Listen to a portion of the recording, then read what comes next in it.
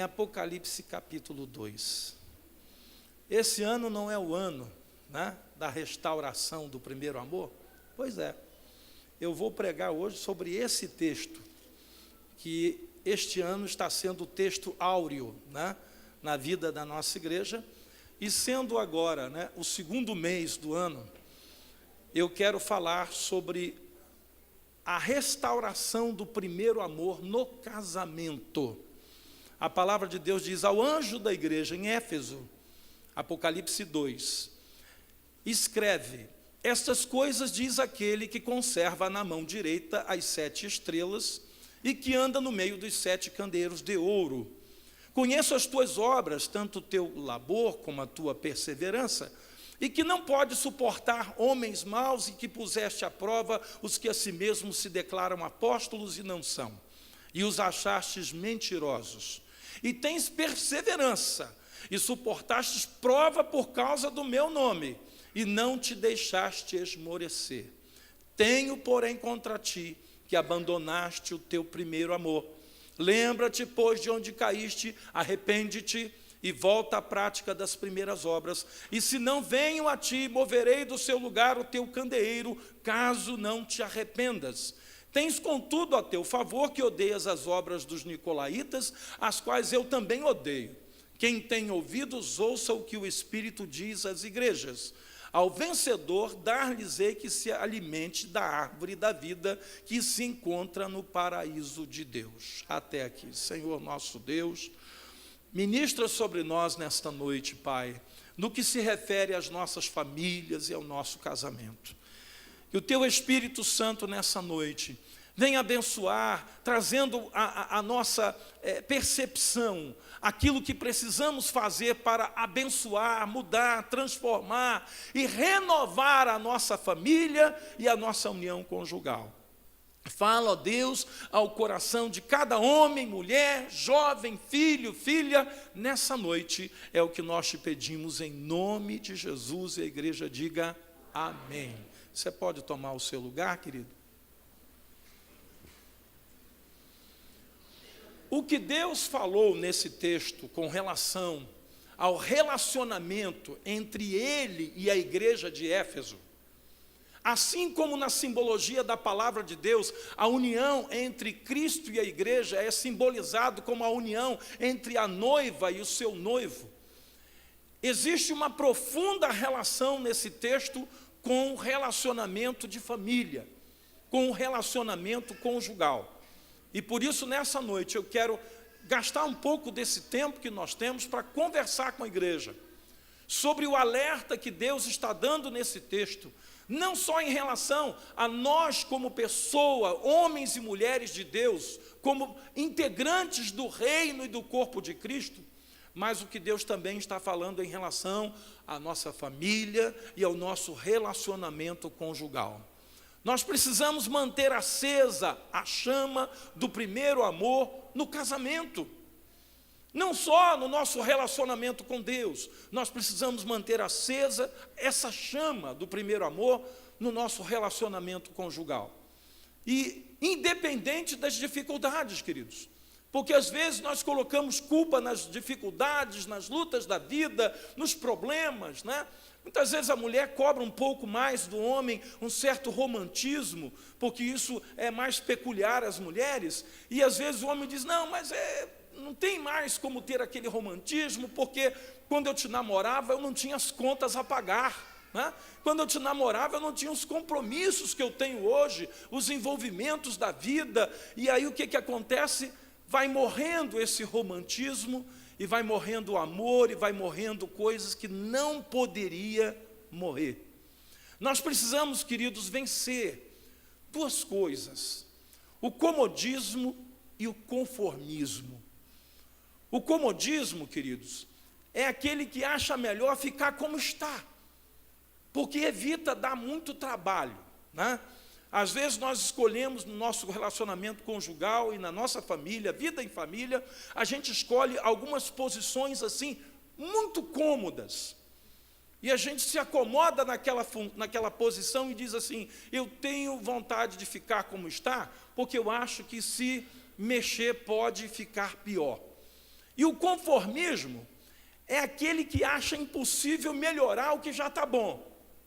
Às vezes, a esposa fala alguma coisa ao marido, o marido fala alguma coisa à esposa, para tentar melhorar aquilo que está bom, e o outro diz assim, ou a outra diz, olha, não mexe não, está bom, está dando certo, né?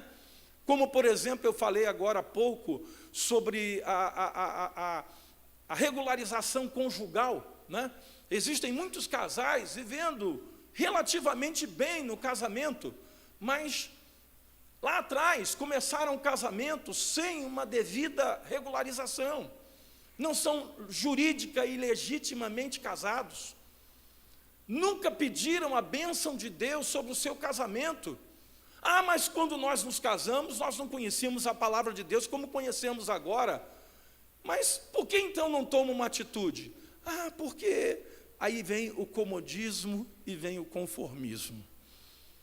Nós não podemos deixar que isso tome conta da nossa vida, porque o apóstolo Paulo, ele nos pediu que nós não nos conformássemos com este século, mas que nós procurássemos nos transformar pela renovação da nossa mente, para que assim nós experimentássemos a boa, agradável e perfeita vontade de Deus. Ou seja, já sabendo dessa posição muito cômoda, né, que alguns preferem tomar do comodismo e do conformismo, o apóstolo Paulo disse, não vos conformeis com este século. Tá? E há pessoas que às vezes até dizem assim, olha, hoje é muito comum, né, as pessoas não casam, elas vão morar juntas e tal. Aí faz lá um contrato de união estável. Irmãos, contrato de união estável não é casamento. Não é casamento. É alguma coisa que serve lá para o momento da separação. O contrato de união estável é um documento que prepara o casal para a separação. Porque se houver uma separação, ela tem os direitos, ele tem os direitos, o que é dele, o que é dela. Na verdade, o contrato de união estável prepara para duas coisas ruins, para a separação e para a morte. Mas o casamento prepara para a vida. O casamento prepara para a convivência em amor. O casamento prepara para uma união que não está com previsão de separação, mas uma união que, no momento que ela acontece, através do casamento, existe ali uma aliança até o dia em que o Senhor chamar um dos dois para a sua eterna presença. Queridos, eu estou falando isso hoje, porque hoje já há alguns casais que estão convivendo e que existe entre eles uma predisposição à separação, e não perceberam que isso já está acontecendo. Nós precisamos, queridos, vencer a ação devastadora do tempo e transformar essa ação do tempo, ao invés de ser um problema, ela pode virar uma bênção na vida do casal. Assim como acontece com os melhores vinhos, que extraem do tempo a apuração do seu sabor. Quando se vai pegar um vinho, né, e ele é de uma safra boa, e quanto mais, né, antiga, melhor, os vinhos com o tempo eles não pioram, eles melhoram com o envelhecimento. Da mesma forma deve ser a ação do tempo na vida dos casais. E isso quando existir, sim, a renovação do primeiro amor. Porque quando o primeiro amor está sendo renovado, queridos, o dia de hoje, ele é excelente, mas ele é melhor do que ontem, e ele vai ser, o dia de amanhã vai ser melhor do que o dia de hoje. Por quê? Porque a vereda do justo é como a luz da aurora, que vai brilhando mais e mais, até ser um dia perfeito. Então, o casamento dos justos é como a luz da aurora, que vai brilhando mais e mais, até ser um dia perfeito. Então, queridos, a gente não pode se descuidar daquilo que nós estamos falando muito esse ano, a restauração, a renovação do primeiro amor também dentro do nosso casamento. Ou seja, aquele amor de namorado, aquele amor de noivo, aquele amor de recém-casados, não pode ser melhor do que o amor como um casal que agora vimos aqui, o Cláudio e a Eliane. 20 anos de casado. Eles não podem começar agora com 20 anos e dizer assim, naquele tempo é que era bom, né? Quando a gente começou a namorar. Não, queridos. A recordação vem, né? As fotos estão lá para provar que aquele tempo existiu, né? Com certeza o Cláudio era mais magrinho, né, Cláudio? Né? Eu também era, né? De lado eu parecia que tinha ido embora. Agora de lado fica pior ainda. Mas uma coisa é certa. Algumas vezes, né, minha esposa já me disse isso, ela fala assim, olha, eu valorizo todos os momentos que Deus nos deu, né? Desde o nosso namoro, noivado, casamento.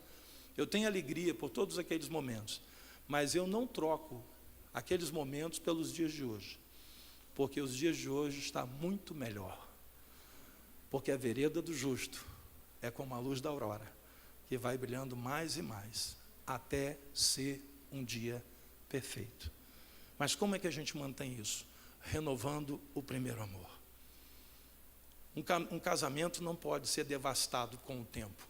Ele tem que ser melhorado à medida em que o tempo passa.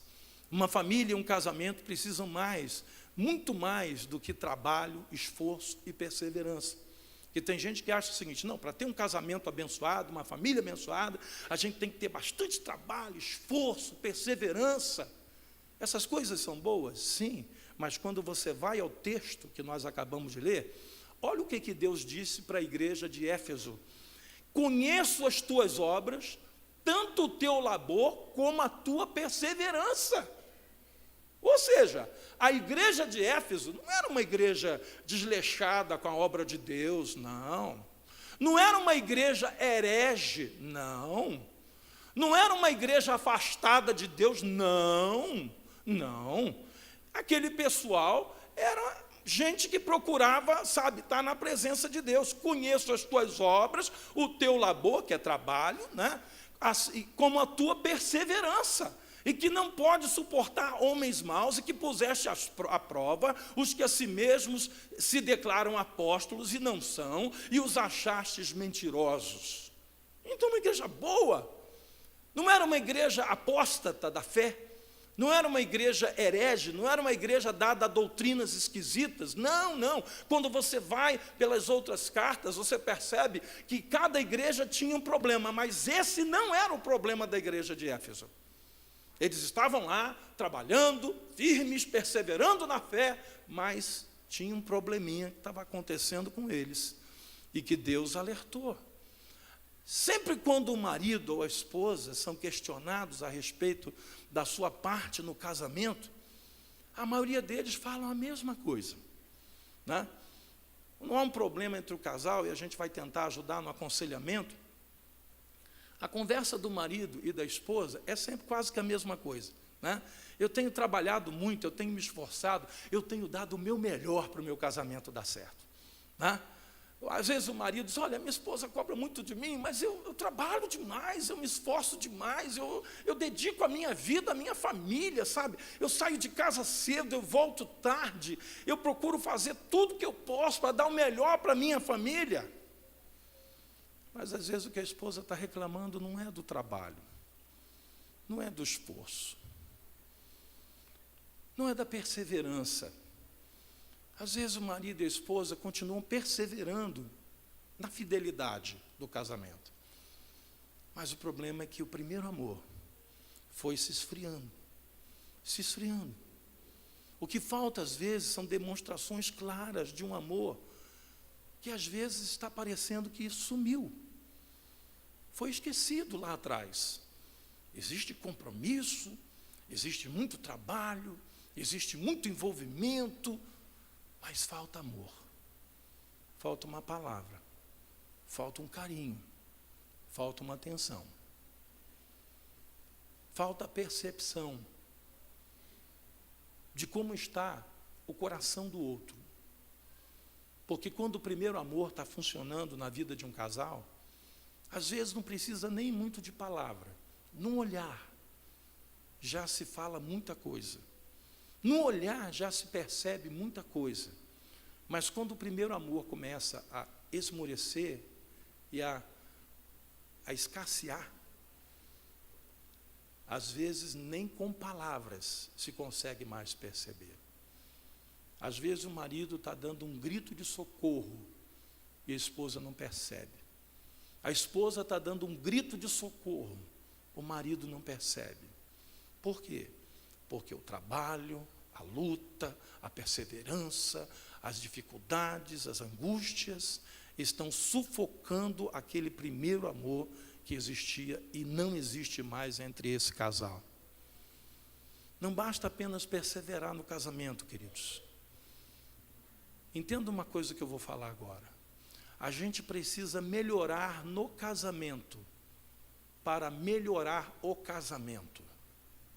Vou falar de novo para ver se você pesca o que eu estou falando. A gente precisa melhorar no casamento para ver se a gente consegue melhorar o casamento. Melhorar no casamento significa que marido e mulher precisam encontrar um caminho para ser melhor. E muitas vezes esse caminho é o caminho, sabe, não só da perseverança, de fazer aquilo que sempre, mas eu já faço isso há tantos anos, e agora você quer que eu faça diferente. É incrível como às vezes algumas tentativas, são feitas e não são percebidas, As mulheres, por exemplo, algumas, não todas, mas isso aí é de cada uma, isso é do jeito de cada uma. Às vezes tem irmãs que ela não tem muito recurso para comprar móvel novo, então o que ela faz? Ela dá uma arrumação em casa, tira o sofá daquele lado, bota do outro lado, muda a estante, bota a televisão do outro lado e tal. Aí chega em casa, o marido, ela quer fazer uma surpresa, dizer, marido, e aí, o que você achou? Aí ele diz assim, já não gostei. Por quê? Porque eu gostava do jeito que estava antes, Às vezes ela tenta dar uma arrumação no armário, reorganizar as coisas. Aí o marido já chega perguntando, cadê isso, cadê aquilo outro? Você tirou tudo do lugar, agora já não sei mais onde está nada. Mas, na verdade, a tentativa daquela mulher era simplesmente de fazer alguma coisa diferente para agradar o seu marido. E, às vezes, queridos, também acontece com o marido em relação à esposa. Então, é necessário que nós entendamos que essas tentativas, elas precisam ser valorizadas, Às vezes a mulher faz um cabelo diferente e faz aquela célebre pergunta, você não notou nada de diferente? Irmão, as mulheres fecham o ouvido agora, vou falar só com os homens. Quando a sua esposa te fizer essa pergunta, você pensa muito bem antes de responder. Porque se você disser que não está reparando nada, você já foi reprovado no Enem do amor. Recebeu um 0 em redação. Queridos, isso tem a ver com o jeito da mulher. Os homens, quando eles querem demonstrar alguma coisa diferente, ele convida a esposa para ir num lugar diferente, ele convida a esposa para almoçar num lugar onde nunca almoçou, não que seja necessariamente melhor ou mais caro, mas diferente, Diferente. Mas as mulheres não, elas têm particularidades que têm a ver com o jeito dela ser, o jeito de mulher. Só que hoje, queridos, quando o primeiro amor não está funcionando mais, essas coisas passam também a não funcionar. A esposa não consegue mais agradar o marido não consegue mais agradar a esposa. Nós precisamos aprender, querido, a usar aquilo que está diante de nós e aquilo que a gente tem nas nossas mãos. Os irmãos estão lembrados quando Moisés consultou ao Senhor, quando vinha o exército de Faraó, o Mar Vermelho estava à frente, o exército de Faraó atrás, e Moisés, num clamor desesperado, ele foi para a presença de Deus. Senhor, o que vamos fazer? Aí ele ouve da parte de Deus uma pergunta: o que é que você tem na mão? Ué, na mão, o que é que Moisés carregava o tempo todo? Um cajado. Ele se esqueceu que aquele cajado foi o mesmo cajado que ele jogou no chão e que engoliu as serpentes de Faraó. Ele esqueceu.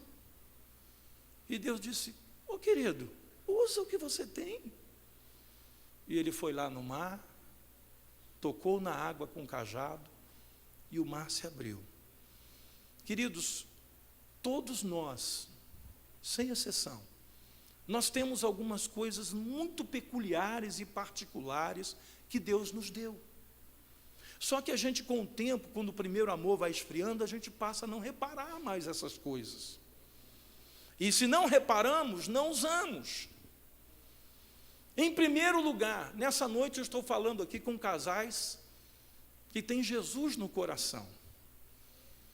Quando vierem as lutas, lembrem-se de uma coisa: vocês não são mais quem vocês eram, porque Jesus hoje habita no coração de vocês. Então vocês têm o primeiro diferencial, que é ter Jesus no coração para usar isso contra os problemas que vocês terão que enfrentar. Lembre-se que vocês têm a palavra de Deus, lembre-se que vocês têm a palavra de salvação. Vocês hoje estão desfrutando da salvação que há em Cristo Jesus. Existem dons que Deus depositou na vida do homem e na vida da mulher. Eu não sei se você já reparou isso. Quando um casal se une, né, às vezes os temperamentos são completamente diferentes, né? Um é muito para dentro, o outro já é mais expansivo. Um é muito alegre, o outro já é mais contido, né? Um tem uma capacidade para fazer uma coisa, mas já o outro não tem essa mesma capacidade. Ou seja, o que falta em um, sobra no outro. E isso é algo que Deus fez para acontecer isso aqui, ó. Mas quando não tem mais o primeiro amor, não tem mais isso, irmãos. Você sabe o que serve quando o primeiro amor, quando ele vai morrendo, vai acabando, você sabe para que serve os dons? Para menosprezar o outro. Aí aquilo que era usado para ajudar, agora é para desdenhar. Você não sabe fazer isso, eu sei. Você é incompetente para isso, eu sei. E começam as acusações. Quando, na verdade, o que diz aqui o texto que nós acabamos de ler? Presta atenção. Olha aí o versículo 6. Tens, contudo, a teu favor, que odeias as obras dos nicolaítas, as quais eu também odeio. Deus está dizendo: olha, a igreja de Éfeso abandonou o primeiro amor, mas a igreja de Éfeso tem uma coisa boa. A igreja de Éfeso não está se alinhando com os nicolaítas, que pregavam uma doutrina contrária à palavra de Deus. Você já viu isso acontecendo hoje? Eu vou falar primeiro da igreja para depois você entender isso nos casais. Nós temos igrejas hoje, irmãos, que são consideradas por alguns igrejas frias, igrejas metódicas, mas são igrejas que procuram andar na palavra de Deus. Ao passo que há outras que se consideram muito fervorosas, né, e pentecostais, no entanto, estão mergulhadas em heresia, como estava a igreja de Corinto, a igreja mais pentecostal do Novo Testamento. Porque eles falavam em línguas, eles manifestavam dons, mas era uma igreja mergulhada em heresia. E isso não acontecia com a igreja de Éfeso. Existem casais que vivem uma estabilidade no casamento. Eles vivem até certo ponto bem, mas não existe mais o primeiro amor. É aquela convivência cordial. Bom dia, boa tarde, boa noite. Você dormiu bem? Nem parece que dormiu junto. E isso, irmãos, tem levado ao sofrimento. E os índices de pessoas com depressão, por causa de um casamento onde não existe mais o primeiro amor,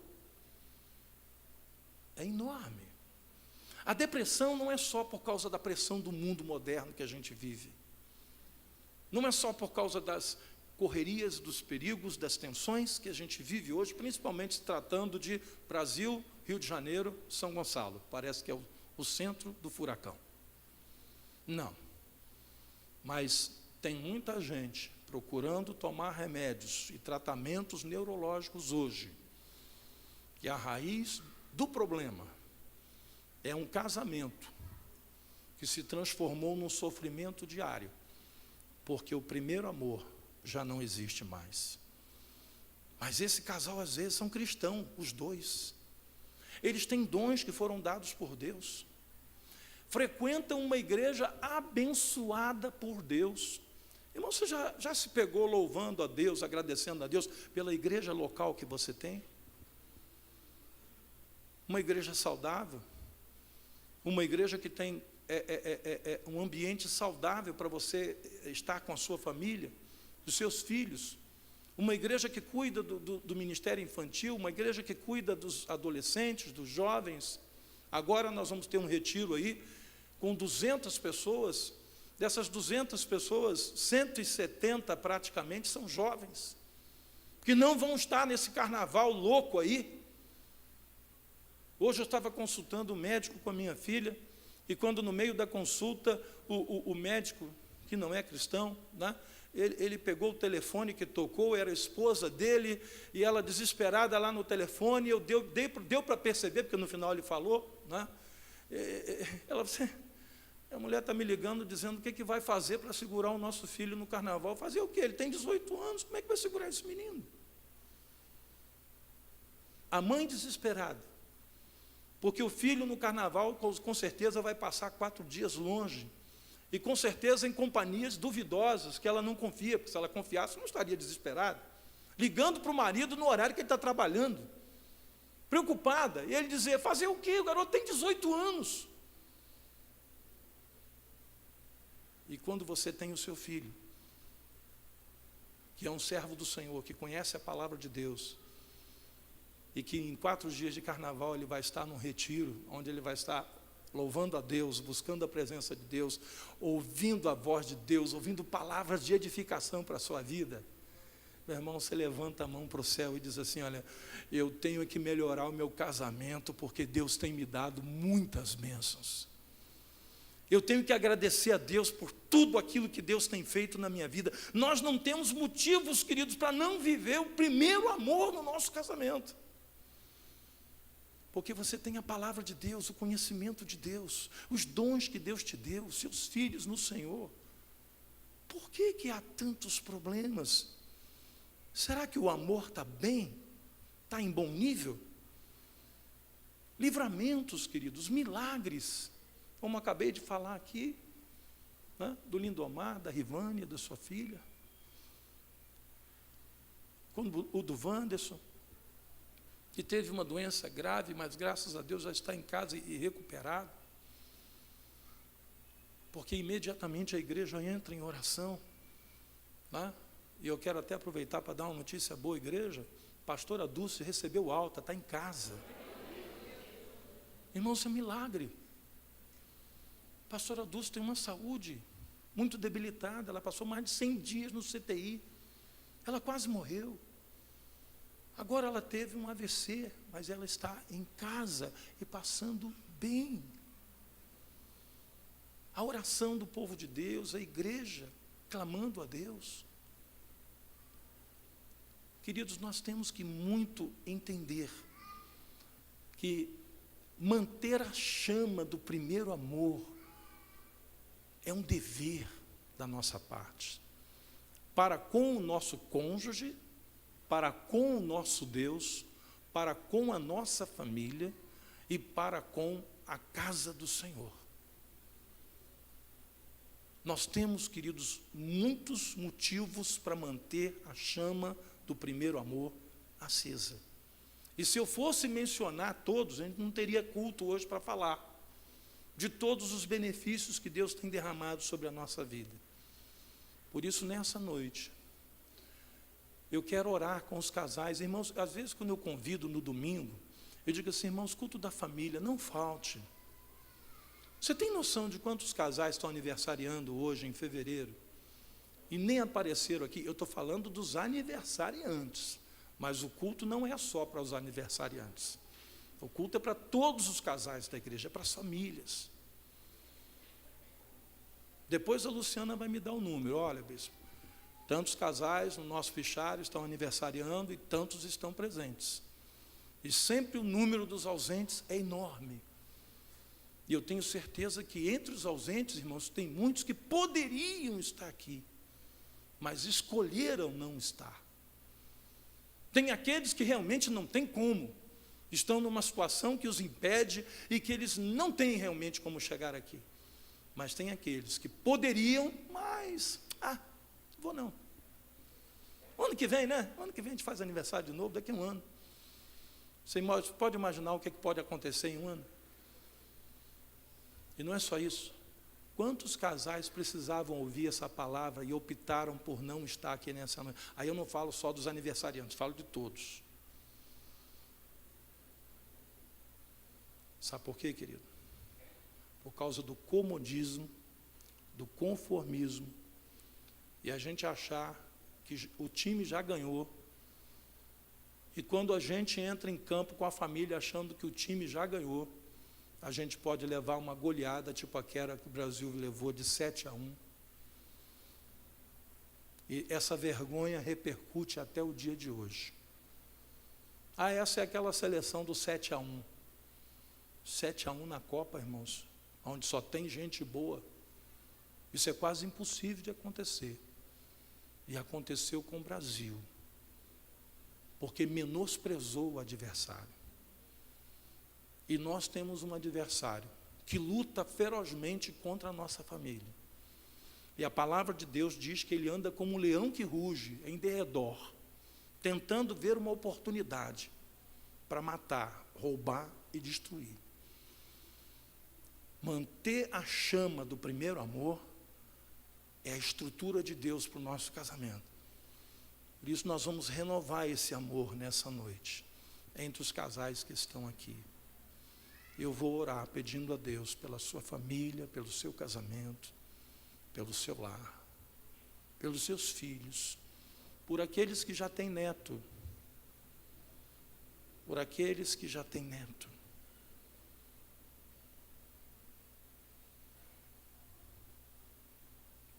Porque o diabo ronda diariamente a nossa bênção chamada família, chamada casamento, porque Deus disse, abençoarei todas as famílias. Então, porque Deus disse isso, Satanás disse, amaldiçoarei todas as famílias. É a guerra. Então, nessa noite, eu quero chamar você a essa renovação. Você quer renovar hoje o primeiro amor para com a sua esposa, para com o seu marido? Eu vou convidar você a ficar de pé.